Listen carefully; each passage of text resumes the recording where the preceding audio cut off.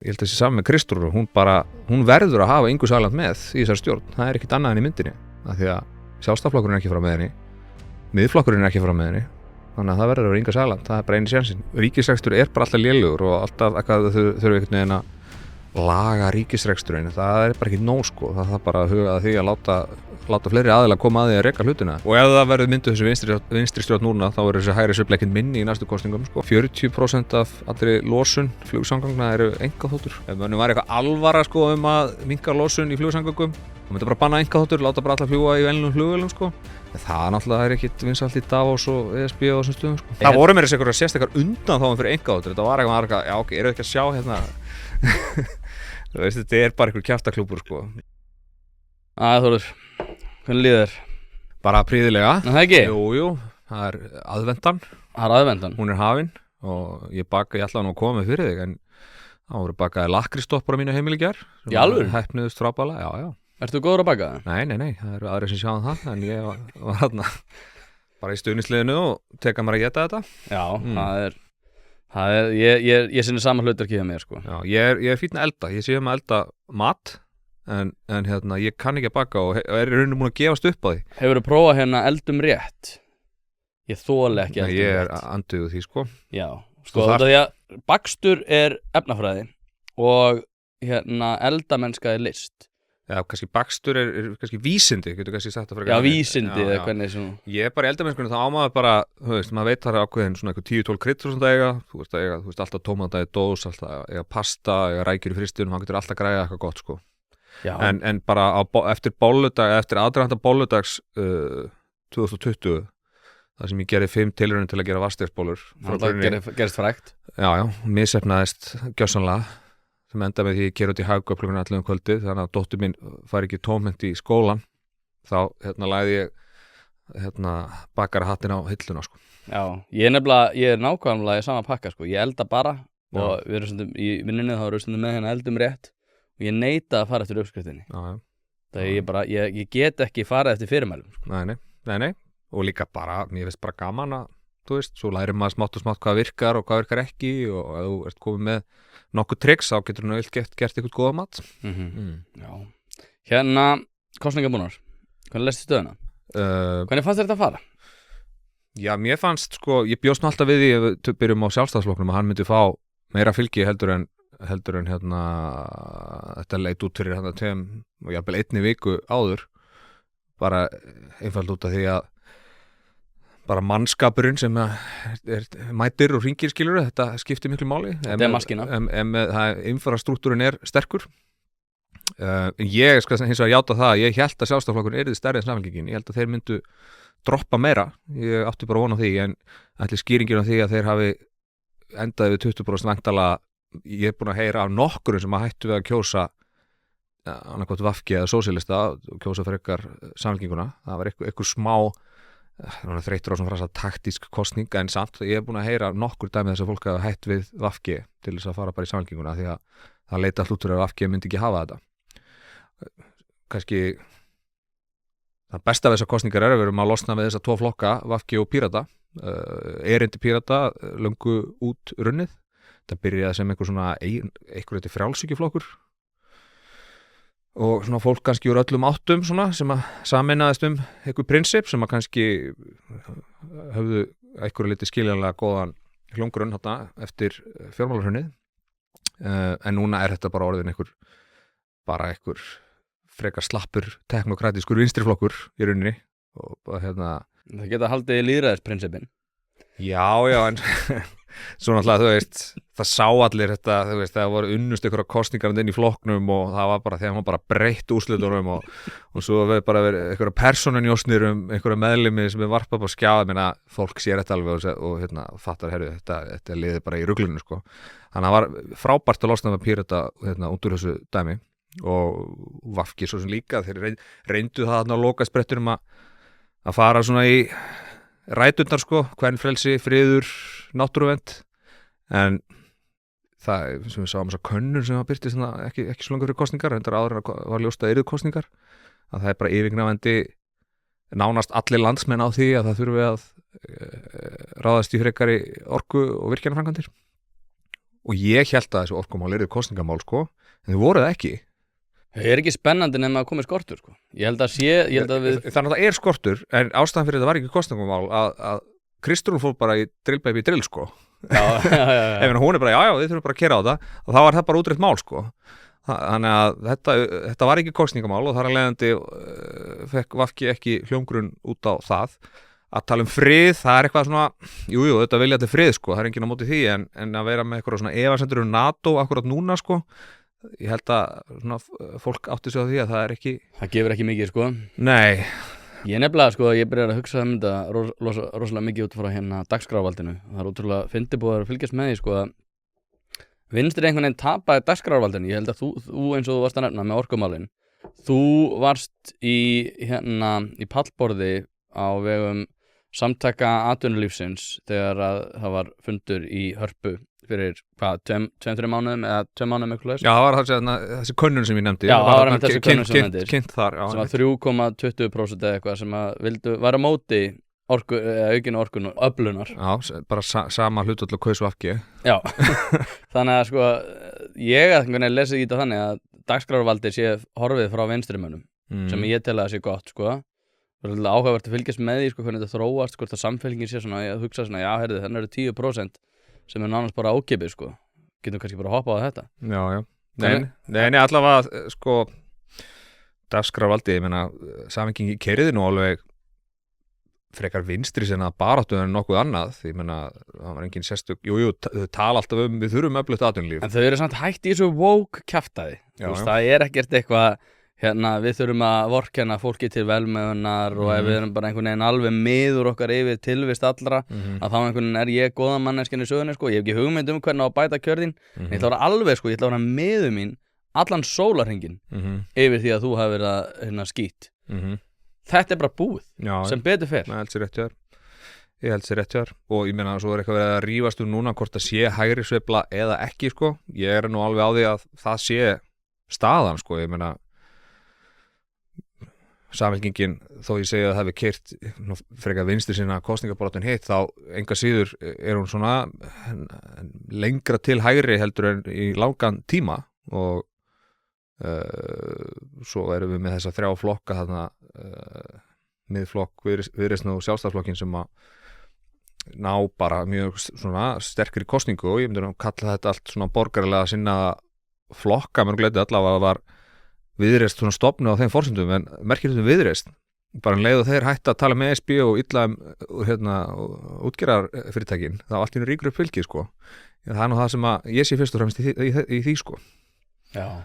Þeir voru ekkert að tala með ESB og þetta eru alltaf að tala með einhverja fyrirtingaleið og aflaheimildum og það sé verið að ræna höfinn í kringum landið en myndust ekki orðað það núna myndust valla á ESB nema hann að Guðbrandur í Keflavík sem ætlaði að reyna bara að setja stefnuna þannig á einu bretti. Svo var hann bara settur í feilur þarna síðustu viku 10 dagana en það nú svona sem ég sé út úr þessu með Viðreisn bara, hvað voru það að segja í þessari baráttu, það var sko lítið sko breytum þessu, lögum þetta þú veist, þetta var svona sama rönn og framsókn á því hérna fyrir 3 árum. Er það ekki? Jú, bara svona einhver stemming sko og bara gaman hjá þeim og svo er þetta öflugt fólk hérna sko María Rún María Rutt sem er hérna oddvitin í Norðvestur hún er mjög svona öflug ég var á fundi hjá hérna innviðafélagi Vestfjarða sem að Guðmundur Fettram og fleiri góður eru búin að setja á fót og þar voru allir oddvitarnir í Norðvesturkjördæmi og hún kom mjög vel fyrir sko og það hefur nú verið erfitt fyrir Viðreisn að ná einhverju viðspyrnu í landsbyggðarkjördæmunum en ég held að með Maríu Rutt þarna þá muni það örugglega ganga aðeins betur. Hvað finnst þér að Ásthildur Lóa hafi unnið Suðurkjördæmi? Það er náttúrulega bara... Það er svakalegt! Ég var nú eitt félagi minn sem er bóndi þarna undir Eyjafjöllum, mjólkubóndi. Hann var eitthvað, já, oddvitin hérna sem vann í kjördæmi mínu, þetta er bara eitthvað Kópavogsbúi sem ratar ekki einu sinni hérna. Hún var aldrei, þú veist, hún er bara býr í Kópavogi og hefur eitthvað lítið tengsl í Suðurkjördæmi. En ég meina, þetta náttúrulega þýðir það, ef það tekst að koma saman þessi ríkisstjórn, þá held ég verið nú erfitt fyrir Ingu Sæland að líta fram hjá Ásthildi Lóu. hafandi unnið Suðurkjördæmi að Sjálfstæðisflokki. Það verður ekki bara komið neyðarlega Seðlabanka núna eftir helgi. Já, var ekki, kallaði Ásthildur Lóa Ásgeir Jónsson ekki vaxta fíkil og Guðmundur Ingi hægri hönd Ingu Sæland kallaði hann hryðjuverkabankastjóra. En þetta bara fólki sem á leiðinni í ríkisstjórn, þetta bara staðan. Rosalegt, ég nefnilega sko eins og með Ingu Sæland, ég er búin að vera að velta fyrir mér ótrúlega mikið Ingu Sæland í þessu og hún alveg búin að vera að brosa hringinn. Ég pínu áhyggjur af því að hún síð sko, það mikillir sigurvímu að hún einhvern veginn sé ekki alveg átt að segja því að ef hún fer í þessa ríkisstjórn að þá hún búin að missa sitt helsta tromp sem það náttúrulega að geta fara upp í pontu útúða stjórninni fyrir það að vera ekki gera nægilega mikið fyrir alla. Það tromp horfið ef hún fer í ríkisstjórn. Já. Ég einhvern veginn held að Flokkur fólksins væri bara svona í eðli sínu stjórnarandstöðuflokkur. Bara eins og ég var að hlusta á viðtal við eitthvað kall, ég man ekki hvað heitir, sem var allavega í 3. eða 4. seti fyrir sósíalista, fyrir norðan einhvers staðar, norðvestur, ég man ekki hvort það var. En það var náttúrulega nei, sósíalistaflokkurinn, við eigum ekki að vera í ríkisstjórn. Það ekki okkar hlutverk og erindi. Við eigum bara gagnrýni frá vinstri og reyna að hnika hlutunum og þannig og bara vera í umræðinu. Og ég einhvern veginn held að Flokkur fólksins væri svona á svipuðum forsendum, að þetta væri ekkert endilega planið að setjast í stólana sko og vera allt í einu þurfa að bera ábyrgð á okkur en það þá kannski, en við mættum að sjá hvort þetta hefnist. Ég meina, ég held einhvern veginn að þær eru að þessar stöllur 3 ár eru fljótar að koma sér saman að mynda ríkisstjórn, en það væri þá rauninu upptalin þau atriði sem þau getur komið sér saman en þetta sýnir bara rauninu að samhengingin í þröngri stöðu. Þetta kannski svona svipað eins og kannski Sjálfstæðisflokkurinn í borginni síðast. Stærsti flokkurinn en fáir möguleikar. Rauninni bara einn möguleiki og og það gekk ekki eftir. Ég held að þessi saman með Kristrúnu, hún verður að hafa Ingu Sæland með í þessar stjórn. Það ekkert annað en í myndinni. Af því að Sjálfstæðisflokkurinn ekki frá með henni, Miðflokkurinn ekki frá með henni. Þannig að það verður að vera Inga Sæland, það bara einu sénsinn eða Framsókn og okkur annar og þá það held ég orðið flókið. Það þess vegna sem að Kristrún svona hörða á þessu sko, að þetta einu sénsinn fyrir hana. Það einhver sem er búin að koma með þá kenningu að þessi leikrið Þorgerðar, hún muni enda með Sjálfstæðisflokk og Miðflokk í ríkisstjórn. Já, hún sko náttúrulega eftir þessar kosningar þá náttúrulega getur Þorgerður ekkert annað en að tala fyrst í Kristrún. Kristrún svona Kristrún þarf líka að tala við hana eða sko. Já, ég segja en Kristrún mjög svona hot ticket, við getum ekki neitað því. Heitast miðin í íslensku stjórnmálum, þannig að það eiginlega frekar fáránlegt og reynir það ekki og helst fyrst.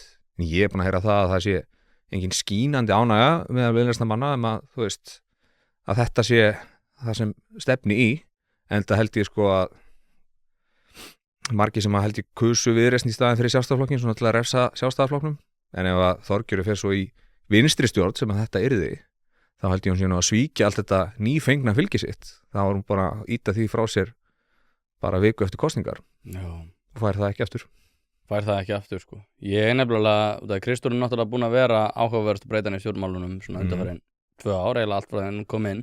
Já. Ég, sko, og eins og ég segi, þetta með þetta stjórnarandstöðu dæmi, sko, að ég held nefnilega að það verði frábært að vera í stjórnarandstöðu á næsta árum. Það eru slík verkefni framöndan. Heimurinn að breytast það mikið.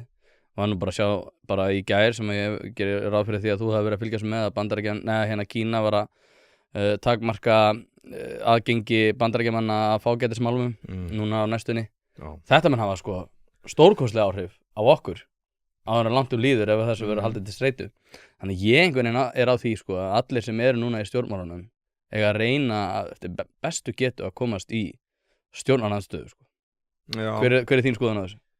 Já, sko ég er nú samt einhvern veginn á því að þú ert í stjórnmálum yfir höfuð og ert í einhverjum alvöru flokki, þá náttúrulega bara viltu vera í ríkisstjórn. Ég er bara þar sko, ég held að sé einhvern veginn aldrei góður tími til að vera í stjórnarandstöðu. Ef ég væri eitthvað í þessu geimi þá myndi ég bara reyna allt sem ég get til að koma til ríkisstjórn, til þessi leikurinn gerður. Það geta allir flokkar á þessu. Já, nei, en þráttur að sko þó að auðvitað með ég segja að þú veist þegar menn fá svona skell á sig eins og Sjálfstæðisflokkurinn fékk núna að þessi kannski svona betra að byggja sig upp í stjórnarandstöðu og það er náttúrulega erfiðar einhvern veginn að endurnýja erindi sitt og auka fylgið í ríkisstjórn. Bara það er alveg fair enough með það, en ég held eins og það er sko að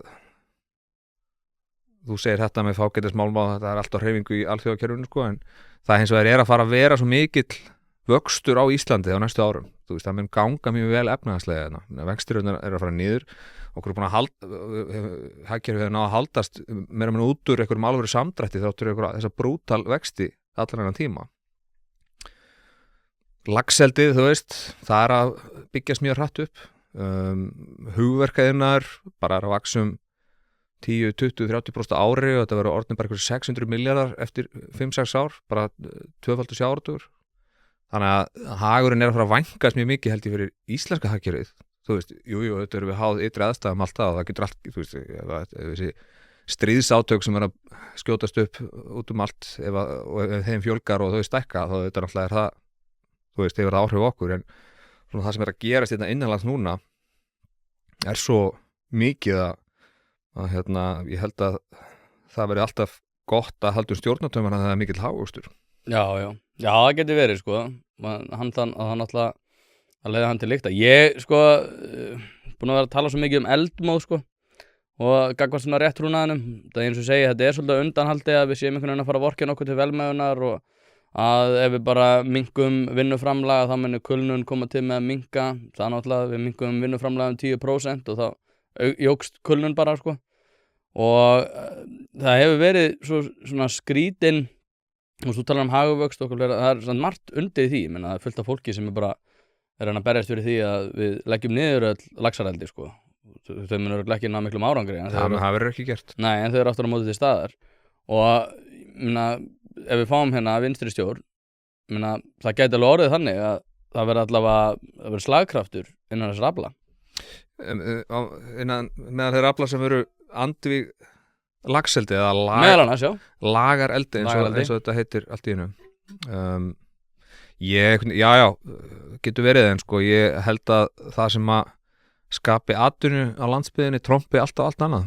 Og þetta að skapa miklu atvinnu og ég veit að einhverju gaurinn sem Jón Kaldal að halda því fram að þetta séu bara einhverju útlendingar og þetta séu raunin ekki, þú veist, hverju skiptir það? Bara fasteignar og bíldudali bara allt í einu búið að hækka og nú allt það bara að fara að byggja þar og þú veist, það skiptir bara máli og þó að það séu erlendi ríkisborgarar einhver hluti af þessu fólki það ekki vandamál í mínum ögum. Nei, ég þannig oft sko að því þetta fólk með bara góð laun og fullt af skattekjum sko, þannig að það það sem telur. Það líka bara ákveðið sko hugafar, ég fór hann á Ísafjörð fyrir ekki svo löngu sko og maður náttúrulega hérna á höfuðborgarsvæðinu og maður hittir mikið af fólki sem bara alveg nein, þetta alveg ómögulegt, hefur hitt fólk frá Seyðisfirði, þau viljið ekki og svo fer maður hann vestur og þá bara allt öðruvísi kultúr. Það allt öðruvísi hugafar á öllu sem við kemur verðmætasköpun og fleira því líkt. Við náttúrulega reiðum okkur stórkostlega á þetta framlag en eins og segi, sérstaklega fólk á svona mínum aldri leifir sér rosalega mikið bara einhvern veginn að tala niður verðmætasköpun og þetta hefur farið rosalega töðunar á mér sko og þú segir að það verði mikill hagvöxtur. Ég held að það þurfi samt alveg að vera líka fyrirliggjandi forsendur að það verði fólk sem er tilbúið til þess þá að viðurkenna og sætta sig við að sko verðmætasköpun komið til með að eiga sér stað út af því að ef að samfylkingin vill halda í sitt fylgi og viðreisn að einhverju leyti, þetta náttúrulega mikið til fólk svona á höfuðborgarsvæðinu að þá mun þetta, ég veit það ekki, ég held að muni svona taka mér að plási í umræðinu sko. Já, nei, ég meina eins og þú segir, ég held að það sé mjög mismunandi viðhorf til þessara hluta hérna í bænum eins og út á landi. Ég meina Samfylkingin, þeir slátruðu Norðausturkjördæmi sko.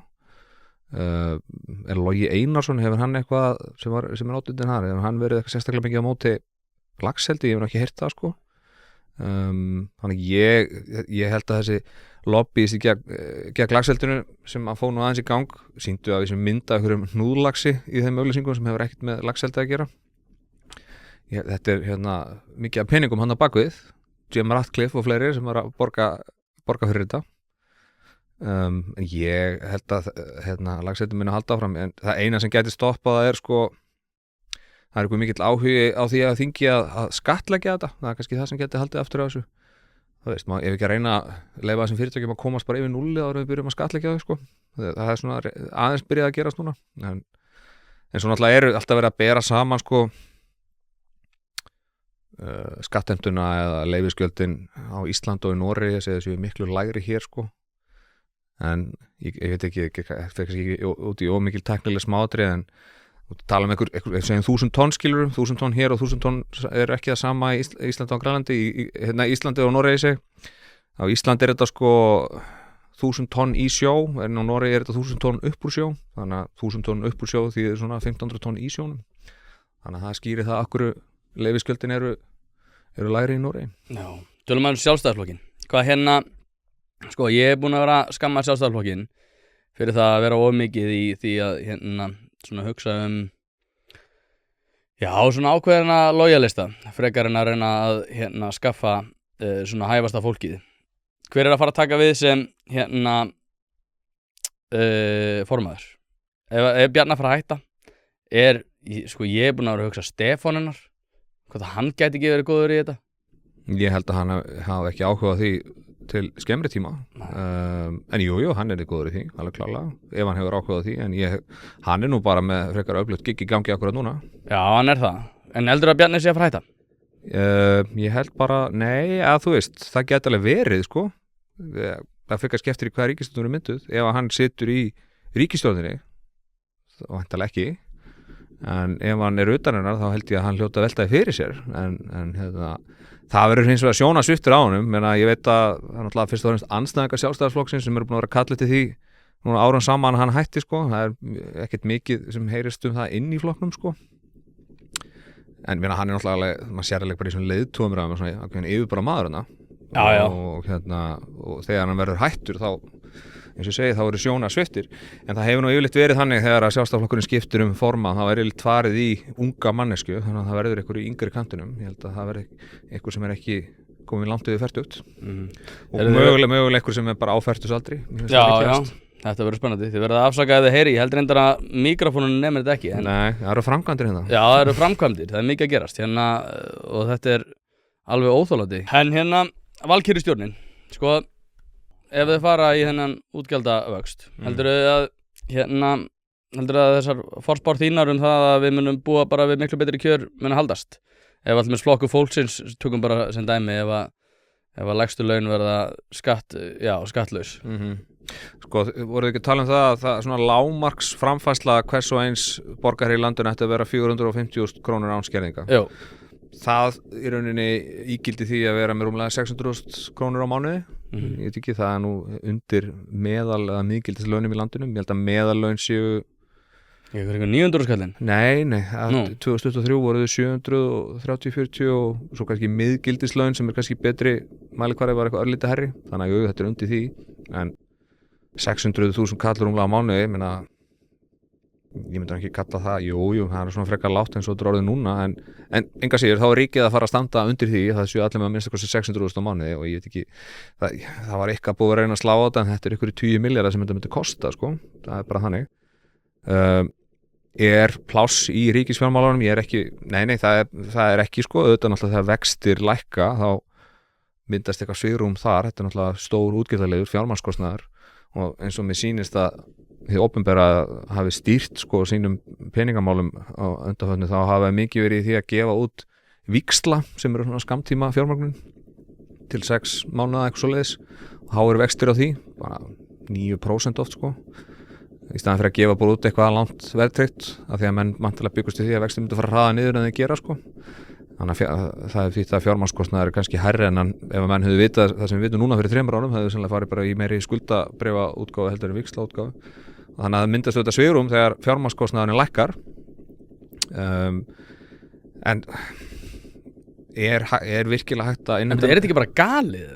Ég sé ekki hvað á að sækja þessa peninga ég meina, við getum byrjað á þessum auðlindagjöldum sem samfylkingin er með þetta er ekki neitt í einu stóra samfylging hlutana hvað er veiðigjaldið hérna á hverju ári að meðaldala alltaf sveiflast eftir ákominni þetta er, einhverju 8-12-13 milljarðar sko, samt er þetta 33% auka skattur á reikningan hagnað útgerðar tvöföldum þetta skilur þá er þetta 8-12 milljarðar viðbót tekjur ríkisins eru einhverju tæpir 1500 milljarðar skilur EHF gatið, það er ekki eftir jafn mikla að slæjast á menn telja, eitthvað svipað, þú veist, þetta eru einhverjur 30-40 milljarðar 30-40-50 milljarðar í bestafalli þessar tekjuöflunar áætlanir samkingarnar sem á að segja til breiðu bakana og bla bla bla. Ef að menn ætla að auka tekjur á okkur alvöru, þá þarf að hækka tekjuskatt á einstaklinga, það er bara þannig, það er bara langstærsti pósturinn, tekjuskattur á einstaklinga og vaskur. Þarna er þetta tvennt sem að þú getur hækkað og ætlar eitthvað virkilega að auka útgjöld og það er bannað, samkvæmt þeim, og auka tekjur á móti því, þannig að ég sé ekki hvernig þessi tekjuöfnarplönu eftir að breyta eitthvað miklu, þetta mun bara gera rekstur og mikilvægs atvinnuvegar enn erfiðari. Ég er nefnilega með kenningu þetta EHF-gat sko, að þetta var besta útspil allra kosningabaráttunnar, út af því að þau voru aldrei að fara að framfylgja þessu og núna er þetta orðið ákveðir svona málamiðlunar tól sem að þau geta bara svona hent fram og sagt að þau hafa þurft að lúffa út af því að þau fengu eitthvað annað í staðinn. Og ég skildi nefnilega ekki sko, þeim gekk svo vel þegar þau setti þetta fram og ég var bara, hvað er það að gera? En þau hafa gert sér grein fyrir því að vinstri var að fara að falla, þannig að þetta var ákveðið blikk í þá átt, svona til þeirra sem eru svona meira vinstri sinnaðir. Og svo þurftu þau náttúrulega aldrei að framfylgja þessu út af því að þau náttúrulega sáu fram á að þau voru að fara að mynda ríkisstjórn annarkvort til vinstri eða örlítið til hægri líka. Já. Og þar af leiðandi eru þau með eitthvað tól sem að þau geta bara sagt, heyrðu, ef við gefum þetta eftir þá þurfum þið að gefa okkur þetta. Já. Og þurftu aldrei að framfylgja þessu. Já, ég skil hvað það meinar. Ég kaupi þetta, þau segja blikk þetta vinstri af því að þau sáu að VG og Píratar voru að fara, þannig að þau þurftu að koma með einhverja svona mjög sósíalískar hugmyndir til að höfða til einhverja, en hins vegar svo þegar þið voru að útskýra þetta, eða Kristrún hafi útskýrt þetta, ég man ekki hvort að í spursmálum hjá Stefáni eða einhverjum öðrum, en eitthvað svona, já, ef þú ert með EHF, ef þú ert komið með einhverja svona arðsemi sem er þá einhverju áhættuleysu vextir, eitthvað plús, eins og eitthvað 12-13% arðsemi, þá máttu eiga það, en svo er eitthvað þrepa skipt eitthvað, allur hagnaður, ef þú ert með 20% hagnað, þá þetta er bara eitthvað svona jaðarskatta helvíti, sko, þú veist, þetta er ekkert að fara að ganga og þau eru eitthvað að segja þetta síðan í Noregi, það er ekki rétt, þannig að þetta er eitthvað bara verið að, þú veist, ef þetta myndi ganga fram, þá bara verið að útrýma öllum hvata til að leggja eitthvað harða rassi, sko. Og mér veist þetta frekar að tala um að lækka tekjuskatt einstaklinga, ég meina hann var miklu lægri fyrir ekki svo löngum árum síðan. Þú veist, alltaf tekjur yfir 1200.000, jú, það eru há laun, en það eru samt alveg glettilega margir yfir því, sko. Það er bara önnur króna sem þú þarfst að greiða í skatt. Það er alltaf óþolandi.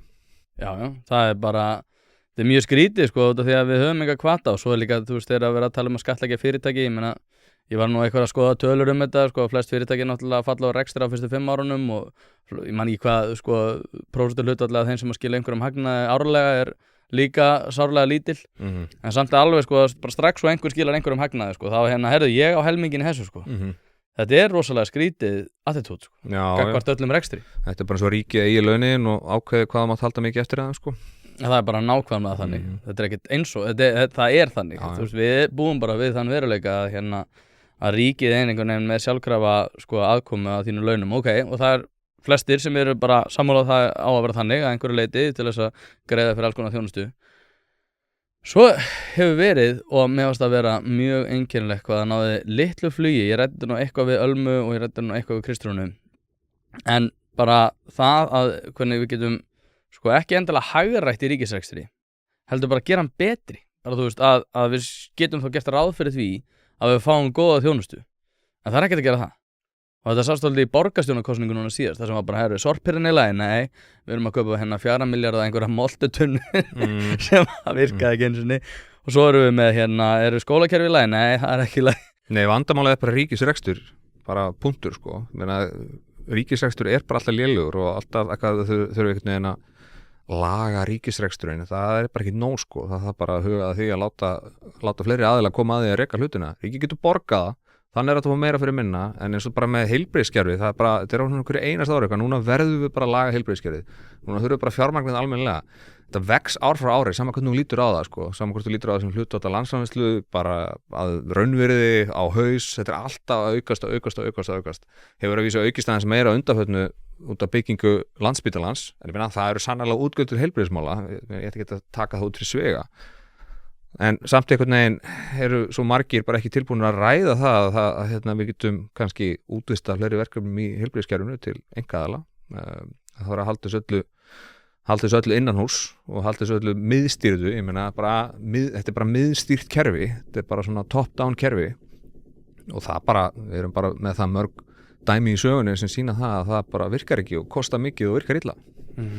Það bara staðan, þannig að þú veist, í mínum huga þetta bara alltaf vandamálið. Að þetta þú veist, ríkisrekstur bætum hann, já endilega reynum að spara, en ríkisrekstur bara alltaf lélur. Já. Það bara þannig. En þetta náttúrulega eins og með heilbrigðiskerfi, þetta alltaf ríkisrekstur alveg sama hvernig við horfum á það, bara fer eftir í hver sinni þjónustinni. Já, þetta bara eins og landbúnaðarkerfið, þetta fullt af peningu sem fyrir þetta. Ég tel þessi mjög mikilvægt að hafa verið með matvælaframleiðslu í Íslandi sem fjölbreyttasta, en samt þetta bara svona, þetta getur bara verið bara frá Stalin tímanum eins og þetta kerfið sett upp sko, ángríns, einhverjum mjólkukoti og svo þú hættir að framlega mjólk, þá máttu ekki selja kvotan eða þú skilur hann til ríkisins, sem setur hann svo uppbóð, þú veist, þetta svona svipupælingu sem við viðristum með í kvotakerfinu sko, ef þú hættir útgerð þá skilar á kvotanum og svo hann seldur haspjóðanda, í það fyrir að mjólkukotið bara gangi, bara í eitt dæmi, gangi bara kaupum og sölum og menn geti hagrætt og þeir sem eru bú sem gengur illa geta það selt sig út og fara að gera eitthvað annað eða fara í annars konar búskap og fá meiri hagkvæmni í kerfið sko. Já, við ræddum þetta nú einhver tíman og þú sannfærið mig svolítið mikið með landbúnaðarrekstur út af því ég var alltaf svona, já, nei, ég er nú ekki hrifinn að þessu út af því þetta er svo mikið niðurgreitt og hannig, en svo fór ég að hugsa út í þetta út frá ákveðinu bara matvælu öryggi og ákveðinu, og líka bara ákveðin romantík yfir því að vera með innlenda framleiðslu á matvælum. En varstu komin að skoða þetta með búvörulögin? Varstu komin að kynna þér þetta með af hverju þetta var ólöglegt og þetta dót? Ekki mikið, en þetta eins og var það sem athyglisvert við þetta ég held að þetta sé kannski mögulega eina ástæðan fyrir að Framsóknarflokknum gekk illa sko, því þetta var eitthvað mjög furðulegt mál sko. Bjarni var náttúrulega mættur að verja þetta og rökin sem hann var með í þessu, ok, ef við getum ekki verið með einhver grjótörur samkýmislög og vera bara með einhver pínluti sláturhús út all land með háan kostnað og þú veist, við þurfum einhvern veginn að vera með hagkvæmni í þessu, þannig ég skil alveg hugmyndina með það sko, því við erum að keppa við einhver sláturhús á meginlandi Evrópu sem eru bara 100 sinni stærri og með minni launakostnað og bara miklu hagkvæmari rekstur, þannig að ég skil þá hugmynd, en eins og það nú eitthvað förðulegt við það sko, þetta frumvarp einhvern veginn fór fyrir nefnd og svo var eitthvað keyrt með það norður í land og svo kom það aftur bara einhvern veginn allt öðruvísi. Þú veist, ég segi ekki meira. Nei, þetta var nákvæmlega svona. Já. Þannig að ég hugsa að þetta hafi nú kannski verið eina ástæðan fyrir að Framsóknarflokknum gekk illa í þessum kosningum. Þetta var mjög förðulegt mál. Geta þau rétt úr kútnum í stjórnarandstöðu? Þau einhvern veginn svona þessi flokkur sem alltaf svona hófstiltur og svona, já, nei, við þurfum að vera með svona hófstilta yfirsýn og að vera róleg og að vera stjórntæk og þetta dót. Ég get ekki séð fyrir mig hvernig þau verið í stjórnarandstöðu, þau þurfa alltaf að skipta gír sko. Svo er það líka að missa risa pósta úr sínum flokki.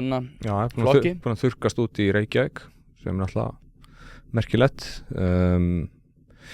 Það var alltaf skrítið hvaða kúrs þeir tóku, en ég skil sannlega okkur þeir gerðu það, því að bara allt í einu svona mánuði fyrir kosningarnar eða 3,5 viku eða hvað sem það var, allt í einu fóruðu að sækja mjög mikið til vinstri sem er svo sem make alveg sense, þú veist, þú fór eitthvað allt í einu að vera rosa sympatísk í þessum hælisleitendamálum. Já, mætti halda að Hallgrímur Helgason hefði verið í pontu þannig að það hefði verið AI. Já, einmitt, og vildu keyra á sig listamannalaun og urðu svona, urðu mjög vinstrisinni í öllu tali, en ég skil alveg okkur gerðu það því að þau sáu bara, ok, það er ekki neitt sóknarfæri til hægri, það er bara, þú veist, þrír flokkar að bítast það. Við erum á miðjunni, við dönsum báðum með við tréð, þannig að við skulum vera bara vinstramegin fyrir þessa kosningar, af því að sá það að VG var að fara, Pírata var að fara og það var eiginlega bara Samfylkingin sem var svona vinstramegin þannig sko. Þannig að þau reyndu að sækja fylgi þangað, það virkaði ekki. Annað merki hægri sveifluna, mögulega. En ég held líka bara að þau hafi gert til dæmis mistök með að fá skiptum oddvita í Suðurkjördæmi. Það hafi verið vanhugsað hjá þeim. Hún var nú ekki mikið notuð í þessari kosningabaráttu, hún Hallar Hund Lóðadóttir. Þau væntanlega horft á það, já, hún fekk 6.000 atkvæði í Suðurkjördæmi í sumar í forsetakosningunum og til saman bara fekk Framsókn 7.000 í kosningunum 2021. Hún hafa séð fram á að geta ekki sótt eitthvað að þessum atkvæðum og svo kannski vantaði lituð þannig á að þeim vantaði vikt í orkumálunum sem allir held að eru kosningamál sem var svo ekki. Og var ekki svolítið skrítið að setja hana svona á frontinn út af því að sko, það er leiðilegt að segja og það mér líka ágætlega við hana, Ég þekki hann ekki Nei, ok, þá getur þú bara sagt þér það sem þú finnst. Alltaf þegar hún var sett fram hvert einu skipti í forsetakosningunum þá gekk henni aðeins verð. Alltaf þegar hún kom fram í einhver sjónvarpsviðtölum eða eitthvað þannig þá gekk henni aðeins verð. Já, hún sá alveg það sjálf að missa þetta fylgi sko. Það var ekkit og Framsóknarflokkurinn var bara svona, já, heyrðu, bara millifærum þetta yfir okkur. Já, meina hún átti að tala okkur kosningafundi þarna í Vestmannaeyjum einhvern tímann og svo var náttúrulega bara allt í hættu það snarlega og Sigurður Ingi mætti bara sjálfur sko. Hann náttúrulega ástæðan fyrir því var að hann náttúrulega verið að byggja upp laxeldi þarna í Vestmannaeyjum og það var dregið í eitthvað tæplega ára að veita leyfi fyrir einhverjum borhólum hann allavega á jarðsjó eða eitthvað svoleiðis. Þannig að hún er óvinsæl í Vestmannaeyjum og það, ef það ætlar að bjóða fyrir mig Suðurkjördæmi að það kýsi enginn í Vestmannaeyjum, það er svona einhvern veginn ekki góð byrjun sko. Nei, ég eins og ég segi sko, og líka með þessi hælisleitendamál sko, sástu hérna Krakkarúf dótið, þá var hérna miðflokkurinn með 25%. Ég er nú ekki vanur að fá svo mikið, en ég var einmitt hérna og ég er búin að vera að ræða við úlingum einmitt þetta sko og þeir segja við mig bara, já nei, þetta er náttúrulega bara úlingamálin. Úlinga og barnaþátturinn ein pæling. Já, úlinga og barnaþátturinn ein pæling. Nei, náttúrulega úlingarnir sem ég er að þjálfa sko. Já. Og þeir segja við mig bara, já, ég menna allir sem ég þekki eru bara að fara að kjósa miðflokkinn og það er bara, það er út af úlingamálunum. Það er bara út af því að við erum að upplifa þetta. Við sjáum þetta niður í bæ, við erum að sjá þetta á þeim stöðum sem við erum að fara á, við erum að sjá þetta í framhaldsskólunum, við erum að sjá þetta á allir stöðum og allir sem eru yngri en það, líka svona 14, 15, 16 að þeir hérna sem er ekki með kosningaldur sem að þetta RÚV reyndar var öruggla en hérna þeir segja líka bara, já, nei, bara miðflokkurinn, bara ekki spurning, það er bara verið að taka harta á þessum útlendingamálum. Það er, og eins og við erum að tala um þessa hægrisveiflu og ég var að tala við annan félaga minn sem er í Þýskalandi að hann er kennari þar og hann sagði við mig bara allir krakkarnir orðnir bara einhverjir svona hardcore hægri menn. Þannig að það er, eins og segi, það er rosalega undiralda líka. Já, og ef það verður mynduð þessu vinstri stjórn núna þá er þessi hægri sveifla ekkert minni í næstu kosningum sko. Nei, það er þessi ég ætlaði að fara í að sko. Já, en svo hann alltaf bara eftir að koma í ljós með þessa stjórn sko, Inga Sæland alltaf bara er þessi flokkur sko. Hvað þetta er svona, við erum svo búin að klára það en þetta er nú ekki allt fólk sem að ég vil kannski vil endilega stýra einhverjum ráðunautum og ég held líka bara, Þorgjör Katrín er ekkert vitlaus sko, hún veit þetta alveg líka sko. Já, heldur að hún hafi trú á þessu? Ég held að hún veit alveg líka að hún var að stela atkvæðan frá hægri sko og ef hún gerir þetta þá missur þau jafnharðan, hún veit þetta alveg líka. Já, heldur að hún myndi setja stólinn fyrir dyrnar ef að Ragnar Þór Ingólfsson myndi reyna að verða einhvers konar ráðherra? Já, var ekki eitthvað spátum komið fram með það að Ragnar Þór Ingólfsson verið sannlega komin utan flokka eftir svona mestalagi 18 mánuði sko. Þetta er svona maður hérna, svo ég bara, hann kom í viðtal, sko bara sama dag og að byrja hérna stjórnarmyndaviðræður, þá var hann mættur í viðtal bara í fréttunum, já, mér líst bara vel á þetta, ég meina, þú átt nú bara að þegja sko að þú ert bara einhver almenni þingmaður í þessum aðstæðan, lega bara formannunum það að ræða þessi mál sko. Þetta er maður sem að, hérna, fór fyrr út af fundum í karphúsinu til þess að þurfi ekki að vera með á mynda því hann fekk ekki allt sem hann vildi sko. Hann er ekki maður málamiðlana sko. Hann er reynda greinilega mjög með þetta að reyna svona tjúna sig aðeins niður núna sko. Þetta hefur á síðustu árum verið einhver stór yrtasti maður landsins sko. Og bara alltaf fílíku lýsingarorðin og uppnefning sko að fólk hefur fyrir löngu síðan hægt að taka markaði sem hann segir. Ég átta mig nú bara ekki á því af hverju Inga tók hann inn en kannski sér hún eitthvað sem að ég sé ekki. Já, hann náttúrulega stóð fyrir stórum mótmælum sem voru mjög fjölmenn, þannig að hún kannski var að sækja eitthvað þannig fylgir, sko. Voru þið fjölmenn? Nei, okay. Nei, þetta var mótmæli gegn öllu, eða ekki. Þetta var einnig bara gegn ástandinu, eins og það var kallað, sko. Það var svolítið hérna Jón Gunnar helvítis fucking fuck. Já, þetta var þannig, sko. Já, hann reyndi þetta 3 sar, það voru nú ykkur 20 manna sem mættu, en það voru ekki meira það. Nei. En hérna snúum okkur orku út af því að það er þín sérþekking. Hérna byrjum á Íslandi. Já. Við erum búin að fara yfir hérna. Orkumál eru ekki kosningamál.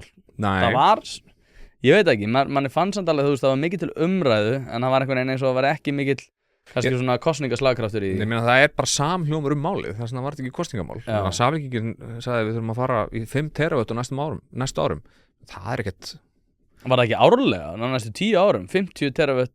Já, áttu ekki að auka uppsett afl 25%. Það er bara einhverjar fjárfestingar upp á 1000+ milljarða í virkjunum sko. Það er alveg pakki sko. En Samfylkingin búin að eiga það, þeir voru það einu sem komið með tölu. En ef að menn ætla í þessi orkuskipti að öllu leyti þá náttúrulega þarf að tvöfalda orkuframleiðsluna og það er ýmis rök fyrir því að gera það. Ég meina Við erum að flytja inn olíu fyrir 150 eða 200 milljónar ári.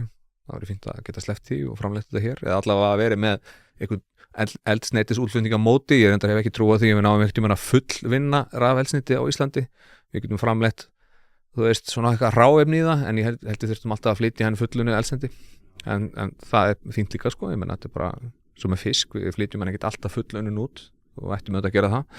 En við erum þá allavega með einhvern hráefnisútflutning á móti útflutningi á fullunum matvælum. Ég held að meðal að hugsa þetta eins í þessum rafeldsneytismálum af því að þetta er náttúrulega líka fyndið með rafeldsneyti, sko, þetta er nákvæmlega sama sameindin sem þú ert að kveiki í, sko. Ég meina, þetta er sama gullu. Já, þú voru eiginlega að útskýra fyrir hlustendum hvað rafeldsneyti er, sko. Það er mjög margir sem að halda að þetta sé bara einhvern veginn eitthvað svona 50-50 blanda, sko. Nei, ég meina eins og til dæmis það sem er kallað Sustainable Aviation Fuel sem er bara eitthvað sjálfbært þotueldsneyti. Þetta er bara vökvi sem er framleiddur sem þú notar raforku til að framleiða með sama efnahvarfi og Þýskaland notaði hérna á 3. og 4. áratu síðustaldar því það átti enga olíu, þá getur þú tekið kol eða olíu og hérna beitt ákveðinni aðferð sem heitir Fischer-Tropsch, það sem þú ert, ég ætla ekki að fara út í smáatriði en þetta er svona synthetic olía sem þú býr til, en þetta er nákvæmlega sama efnasamband og þú ert að vinna upp á jörðinni og þú ert að kveikja í því og sprengja það á nákvæmlega sama hátt eins og hitt, sko.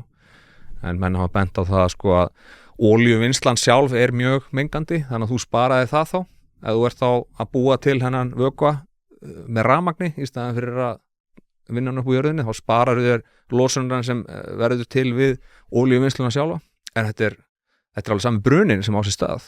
Þetta er ekkert öðru í sig.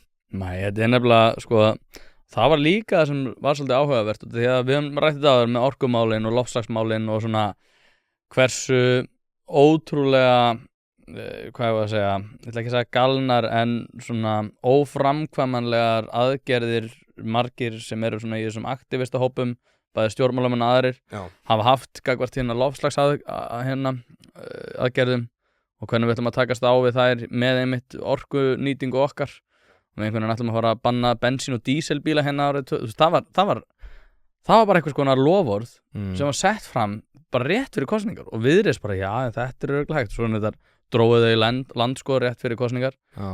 En þetta er alveg horfið núna, svona þessi svona tróp af hérna umræðinni. Já, þetta er náttúrulega fullkomlega óraunhæft, sko, eða þú veist, þetta er kannski hægt en þetta er bara rosalega dýrt, sko, að alltaf fara alfarið yfir í rafmagnsbíla, þeir eru náttúrulega bara miklu dýrar en svona líka bara það þannig að nýjir dísilbílar og nýjir bensínbílar, þú veist, ef þú kaupir eitthvað nýjan dísilbíl frá Fraklandi eða eitthvað, eða Þýskalandi, eyðir 3-4 lítrum 100, þetta er ekki neitt sem þeir eyða, sko, og brunin er miklu hreinni, sko, þannig að þetta, sko, í mínum huga snýst þetta það, sko, að allar þessar loftslagsaðgerðir, þó að þú veist, hérna, losun frá vegasamgöngum og losun frá fólksbílum, þú veist, þetta er einhver mjög lítið hluti af heildinni, sko, en þetta er bara einhvern veginn það sem er langt auðveldast að fara í að níðast á almenningi, sko, það er alltaf styrsta leiðin að því, sko, að neyða venlegt fólk einhvern veginn til að fara að gera eitthvað annað, en hins vegar náttúrulega bara losun í Íslandi, þetta er flugið, þú veist, 40%, þetta eru hérna fiskiskip og flutningar, sko, sem eru 30%, sko, þú veist, þetta eru stóru póstarnir og svo sá ég einhverja statistík það, sko, að 40% af allri losun flugsamgangna eru einkaþotur. Já, þetta var eitthvað fáralega hátt, 30-40%. Ef mönnum var eitthvað alvara, sko, að minnka losun í flugsamgöngum, þá myndi bara banna einkaþotur, láta bara alla fljúga í venjulegum flugvélum, sko. En það náttúrulega er ekkit vinsælt í Davos og ESB og þessum stöðum, sko. Nei. Ég meina, ég hef ekki komið einkaþotur, alveg til í ekkert, sko, en þú veist, þetta er bara eitthvað svona augljóst, hættum að setja flugvélar í loftið með, með 1-5 manninskjum borð, bara látum alla, fljúga í venjulegum flugvélum, en það náttúrulega verður ekki. Nei, það voru mér eitthvað sérstakar undan þá fyrir einkaþotur, þetta var eitthvað, já, ok, eru ekki að sjá, þú veist, þetta er bara einhver kjaftaklúbur, sko, sem að er ákveðið þetta. Líka bara, þú veist, ég held að þetta sé líka svolítið snúist að út af því, þetta er svo mikið, þetta er rosalega mikið pólitískt væpi yfir þessu, þetta er rosalega mikið stjórnmálamenn og svona embættismenn sem eru kannski ekkert svakalega vel að sér í þessum málum, en eru ótrúlega stóreyrtir út af því að það svona svolítið vinsælt að vera stóreyrtur það að þú ætlar að vera besta manneskjan og þá þarftu sko, út af því að þú myndir bara banna einkaþotur þá verður það rosalega fá atkvæði og þá myndir aðalega bara styggja þá sem eru ríkir. Þú getur nú aldeilis sko fengið atkvæði á það, þá er það ekki Breiðabökin sem er á þessum einkaþotum? Jú. Það er mjög populist vinstrimál að ætla að banna einkaþotur, af því að það væri mjög áhrifrík loftslagsaðgerð sko, það er bara hannig. Ég er ekki að tala fyrir því, en þú veist, það er bara alveg glettilega hátt hlutfall af losum frá öllu flugi í heiminum sem eru einkaþotur. Ég man ekki hvort það er 30, 40, þó það er bara 20, þá er það rosalega mikið sko. Já, það er ógeð, nákvæmlega. En ég líka sko, því að fólk sem er á rafmagnsbíl, þá færðu fast smá tilfinningu fyrir svona, þú veist, ég er að bjarga heiminum hérna. Þú veist, ég er að leggja hönd á plóf við það. Líður betur með sjálfan þig. Já, en hins vegar er nú bara búið að rekna það út sko að það er ekki fyrir þú ert búin að eiga bílinn í 8-9 ár sem þú ert samt komin á slétt sko, að því að bara losunin sem hlýsta því að grafa bara sem málma og vinna og búið til þessi batteri, hún er svakaleg sko. Þannig að þú kaupir nýjan rafmagnsbíl með svona temmilega stóru batteri, meðal pluss stóru batteri versus nýjan dísil eða bensínbíl, þú ert ekki búin að vinna upp, þú ert ekki komin á slétt fyrir eftir 8-9 ára líftíma rafmagnsbílsins og það er nú flesti búin að kaupa sér nýjan þá. Og þeir sem eru að sækja þessa málma og vinna, þeir eru nú ekki endilega á kjörum ASI sko. Nei. Ég meina bara 70-80% allir kóbalt í heiminum sem er nú mikilvægt í svona batteri, stór batteri, það kemur frá Kongo, það eru bara einhverja litlar hendur sem að grafa það upp sko. Já, akkurat. En við einhvern veginn svona okkur líður rosalega vel með það, ég geta sagt við sjálf okkur ég ætla að banna bensin og díselbíla. Ég líka fór að hugsa þetta sko, mikið af þessum bílum koma frá Kína og ef að við fyrir að reiða okkur einverðung á, ég var í Bandaríkjunum búin að fyrir skömmu sko, ég fór að horfa í kringum mig sko, það er miklu færri rafmagnsbílar í Bandaríkjunum heldur en á Íslandi. Og ég fór svona að hugsa það bara byggja plæðsliðumni Þórarinn. Já, þetta veist sko, en jafnvel þó myndi gera það. Ég meina, hefurðu prófað að keyra rafmagnsbíl svo í miklum snjó eins og út á landi? Hann drífur ekkert og ég meina, ef þú ert með miðstöðin í gangi og leyfið þér kannski útvar. Já, það bara fyrir dragnir niður 60% eða ekki? Jú, við erum einhvern veginn búin að ljúga því að okkur sko, en þú getur kannski keyrt bílinn ef þú ert á bara beinni braut og enga brekkur og neitt þannig og allt í með slögt á öllu þá getur þú kannski komist eitthvert en ég meina þú kemur ekkert yfir Dynjandisheiði, yfir hávetur ef þú lendir í þú tala nú ekki ef þú lendir í einhverjum vandræðum sko. Nei, það er hvernig ætlar að halda að vera hita. Ég að fara að leggja í það að keyra við Dynjandisheiði að vetri til á rafmagnsbíl. Ég held að það sé ekki reynandi.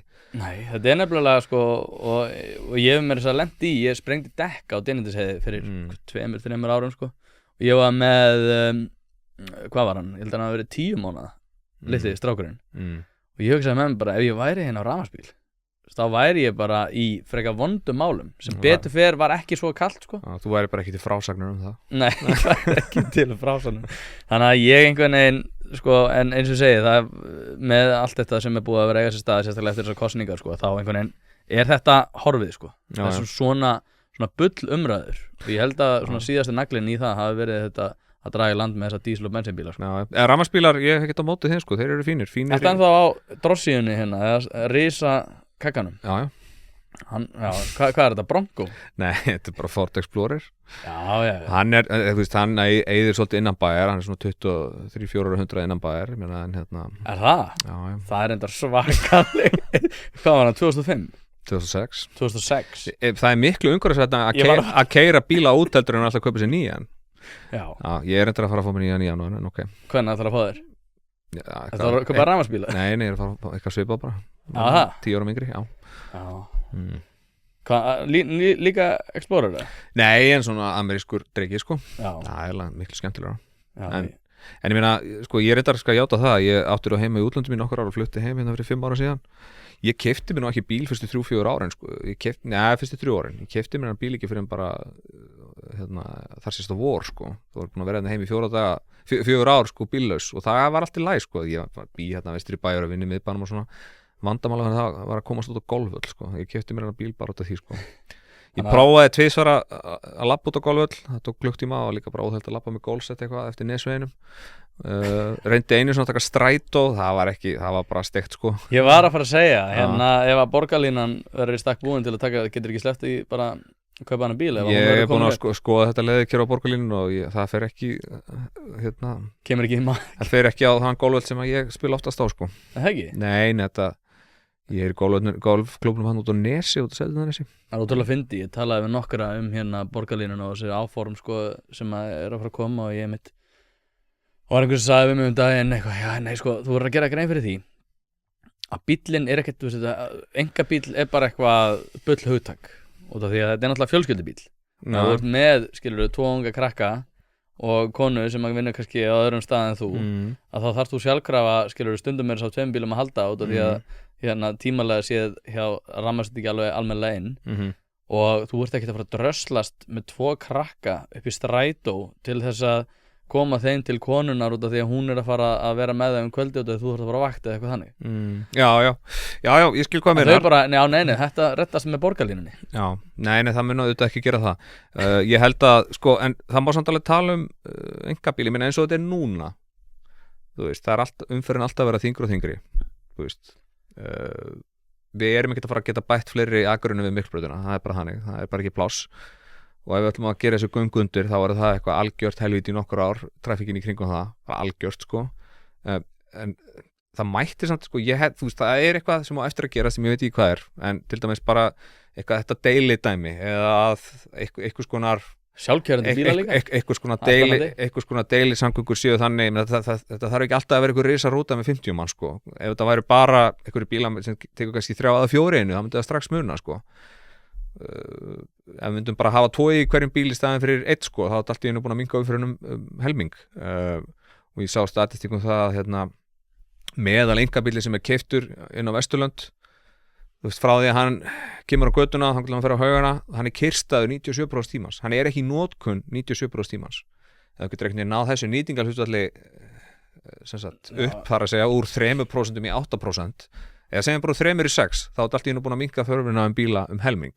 Og þetta, þú veist, ég held að það á eitthvað eftir að koma sem að við veitum ekki hvað er, einhver skonar forma almenni samgöngum, en það er kannski eitthvað farið að tekur 3 til 5 til 6 og það kannski þarf ekki endilega, það getur kannski verið bara með einni hurð fyrir hvert farþega, þannig að þú ert ekki endilega voni í einhverjum öðrum. Ég meina hvað allir séu margir sem búi í Grái og þurfa að komast inn í miðbæ eitthvað kringu 9, það getur örugglega fundið eitthvað 20 eða 100 manna sem er í þeirri stöðu, en þeir kannski eitt býr hérna og annar þarna, það kannski þurfi ekki allir að koma sér niður á eitthvað stoppistöð.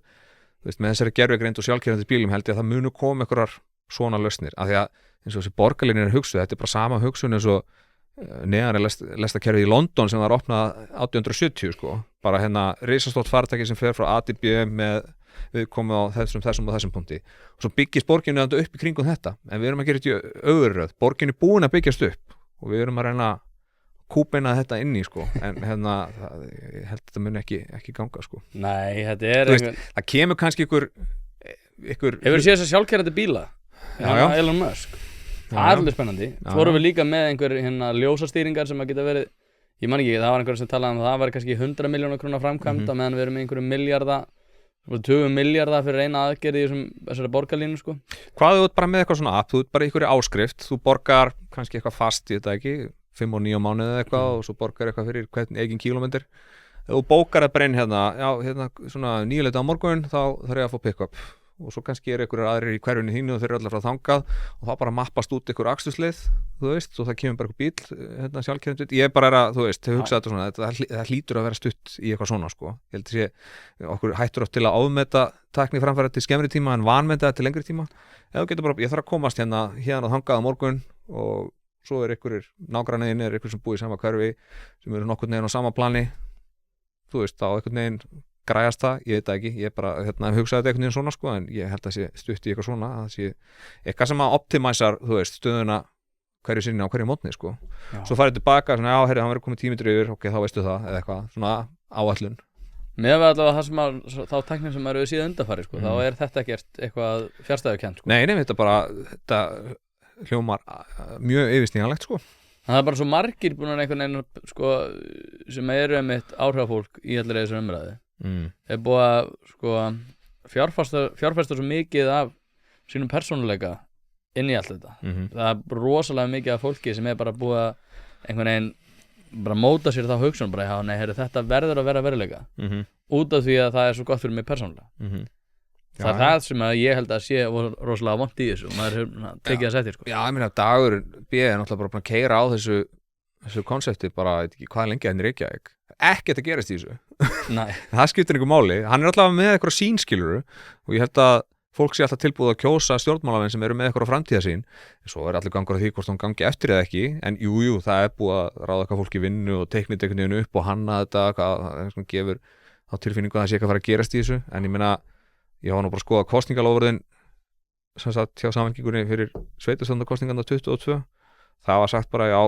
framkvæmdir eitthvað fyrsta áfanga borgarlínuna mun ljúka á þessu kjörtímabili þú veist, það er svo langt frá þeir sko og núna eru 1,5 ári í kosningar sko ég held ég hafi gert þátt á svona tíma með eftir borgarstjórnarkosningarna þar sem ég fjallaði um þetta bara hversu stjórnlaust galinn mörg af þeim loforðum að þetta var ekki bara Samfylkingin sko bara allir flokkar voru að gefa fyrir kosningar var einn eitthvað sem komst ekki inn sko betri Reykjavík gamall bingafulltrúi í Reykjavíkuborg og verkfræðingur hann var að hlusta á skilur fulltrúana og hann kom með eitthvað sem meikaði miklu meira sens heldur en hjá öllum öðrum hann bara, hvað er að tala hvað húsnöð er það að tala þú veist, þetta bara meikar ekkert sens bara aðföngin er ekki til staðar, mannaflin er ekki til staðar loðunar er ekki til staðar, deiliskipulag er ekki til staðar en þau voru bara, þú veist, eins og Einar Þorsteinsson var bara að tala að já, nei, bara ég held að þetta spretti upp bara í fyrramáli sko.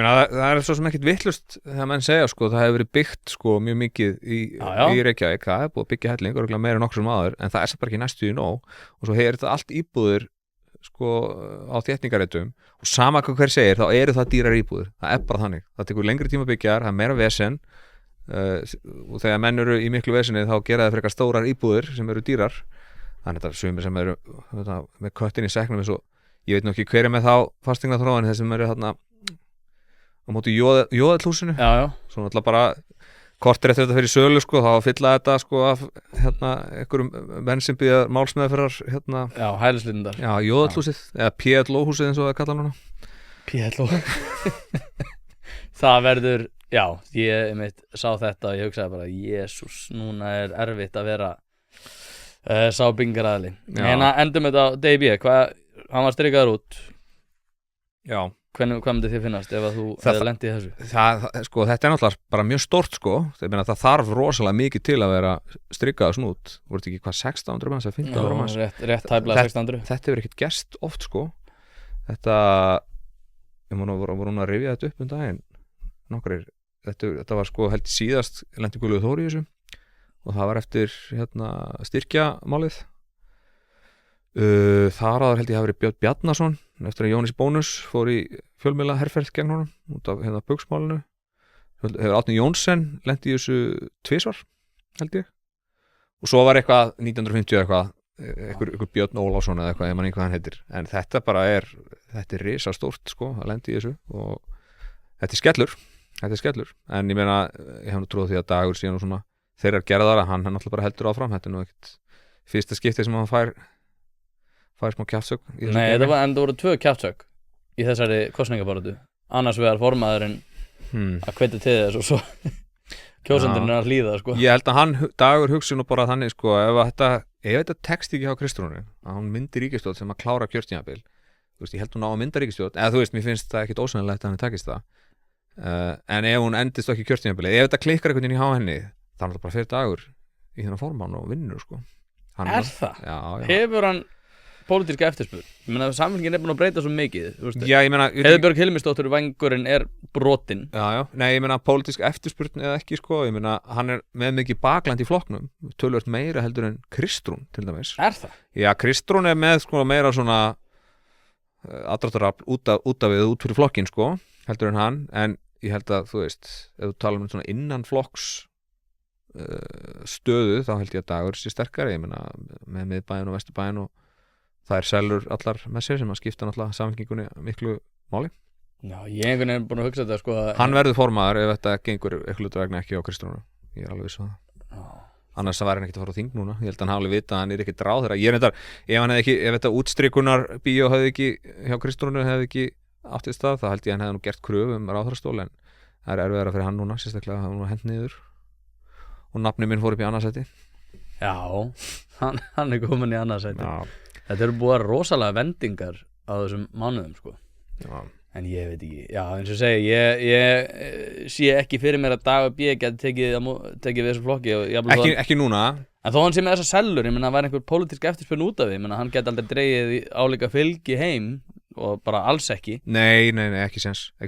Og svo náttúrulega eins og ég segi, hann búin að vera mjög lengi í þessu sko, og þú veist hvað, hann búin að vera bara jafn lengi í þessu dæmi eins og bara, hann kom bara inn í borgarstjórn bara 90 eitthvað sko. Búin að vera hansi lengi í þessu og kannski kann hann ekkert annað, hann kannski komin á hans stað, en þegar menn eru svona rosalega lengi í þessu geimi, það er svona sjaldan sem að það vinnur með mönnum. Ég held að þetta sé svona eitthvað 10 til 12-13 ára dæmi, og svo held ég að sé nú bara að hleypa ykkur með öðrum að, nema og sérst ykkur algjör góðsagnarkenndur leiðtogi, sem ég myndi ekki segja að hann væri endilega, þó hann sé ótrúlega klókur og segur, mikill refur. Það er samt búin að vera það lengi þess að það er erfitt að vera fersku valmöguleiki. Já. Þó ég held að hann muni vera formaður ef þetta gengur eitthvað vegna ekki upp í á Kristrúnu, sem er náttúrulega bara frábært fyrir hægrið sko. Já, það var allavega hluta þessari hægri stefnu. Hérna, já, sveiflu segi. Loka spurning. Betting man. Þú færð stöðulinn bara 2, alveg sama hvernig hún setur. Næsti formaður Sjálfstæðisflokksins.